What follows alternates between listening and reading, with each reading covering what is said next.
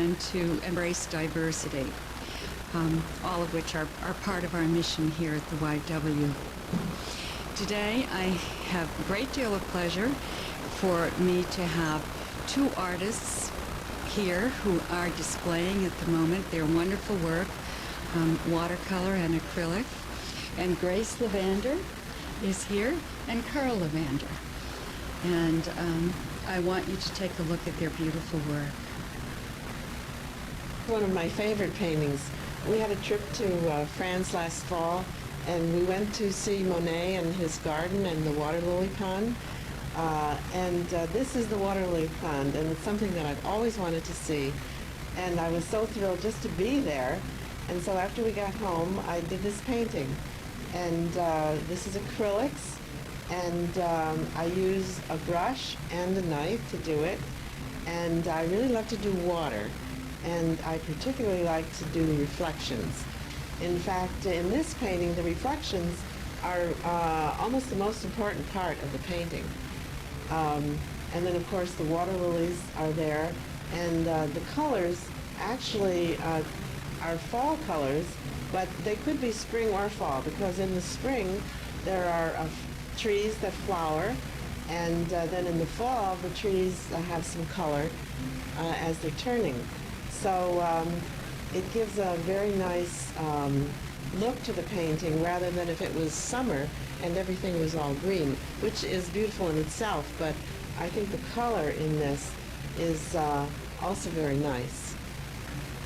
Water scenes. I guess I have some partiality towards water as well. And I think this is one of my favorite paintings in the show. It too stems from our trip to France this past fall. And it's in the area of the Chateau Chambord in the valley where there are many chateaus. The chateau itself is very elegant, very large, very ornate. And very often you find little side scenes that are as beautiful as the thing you came to see itself. And particularly at twilight, when the light becomes magic and it's reflected off the water, I found this little scene of rental rowboats in the edge of the moat surrounding the chateau to be particularly attractive. The way the little ripples broke up the reflections of the trees, and the way the setting sun was reflected in the water, it had a mood and a solitude and yet a quiet beauty that really attracted me. Over there.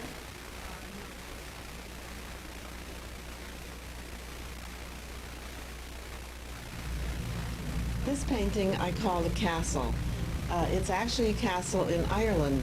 We had a wonderful trip to Ireland a few years ago, and I painted this afterward. But I just call it the castle because sometimes when someone looks at a painting, they identify with a trip that they've had somewhere. In fact, someone said to me, "Oh, is that Spain?" And someone else said it reminded them of something they saw in Germany. And someone else said, "Oh, I think that's Portugal." And then I said, "Well, no, actually it's Ireland." But I like to keep the title kind of ambiguous so that people can identify with it, perhaps with something that they've seen somewhere. Now, having said that I don't usually identify the place where something is, this painting I've entitled Spanish Steps. It is something that we saw in Spain, and we just had a wonderful trip there. And this painting has a lot to do with the light, and the light here on the steps, and these flowers on the steps, and then the fact that this is kind of a dark interior court. And so it is obviously Spanish Steps, and people can identify with that. Entitled Mountain Lake. We make a lot of trips out west, and we love the mountains and the lakes, and I particularly like to paint water. There's something really fascinating and beautiful about water. And as I said before, I like to do the reflections. And the whole feeling of mountains is just kind of wonderful. It's sort of an eternal mystic thing to me. And so to have a spot where you have a mountain and a lake is really a great spot to me.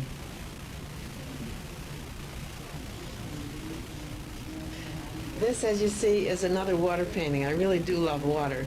And this one is entitled Sunset. And that's another thing that I really do like is sunsets. And we saw a lot of beautiful sunsets while we were in France. And of course, over the water, the sunsets are particularly beautiful because they're multiplied, they're doubled. You see the sunset and then you see it also reflected in the water. So it's a wonderful opportunity to have something colorful and beautiful and something as tranquil as the water. So this is my sunset painting.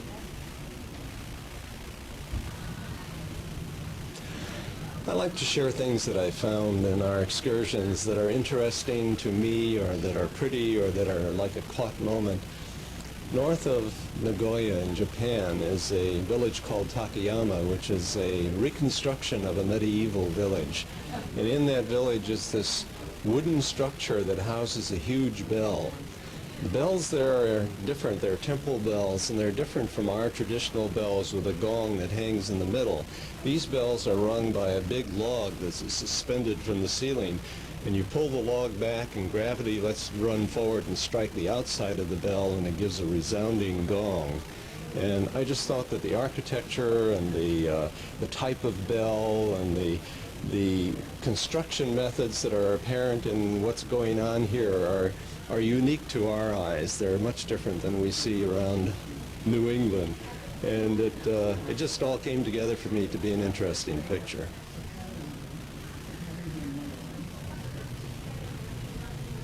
The Irish have an expression, it's a bit of a euphemism. When it's raining, they call it a soft day.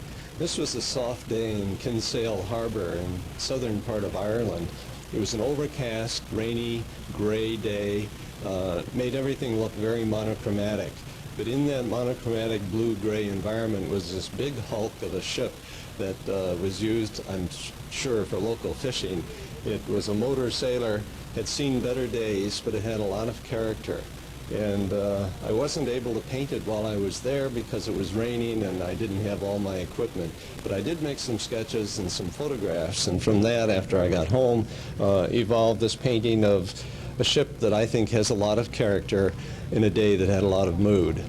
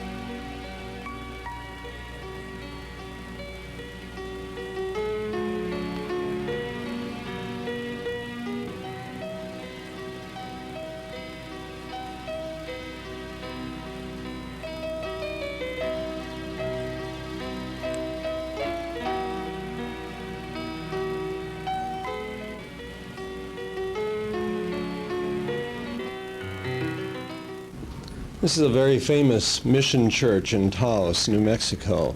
It's been painted by the likes of a lot of famous artists, including George O'Keeffe and people like that. So when you come to a subject of that popularity where it's been painted so often, it's a bit humbling because you don't know quite what to do with it that will be different from what painters before you have already attempted. Here I tried to give it an ethereal quality by having it rise, as it were, out of the mists, to be almost spiritual in its appearance because it has no solid foundation. It sort of rises out of nothingness. I was also struck by the fact that it's a church that catered to the local Indian tribes and was indeed built by them. And using Indian building methods,